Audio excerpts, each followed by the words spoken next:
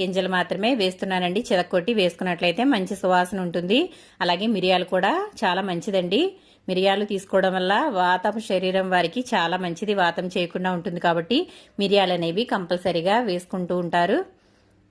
ఈ విధంగా ఇదంతా కూడా బాగా కలిపేసుకోవాలి. చూడండి, చాలా సింపుల్గా తక్కువ ఇంగ్రీడియంట్స్తో మనమైతే ఈ జున్ను అనేది తయారు చేసుకోవచ్చు. మనకి జున్ను తినాలనిపించినప్పుడు ఈ విధంగా చేసుకోండి, చాలా టేస్ట్ ఉంటుంది.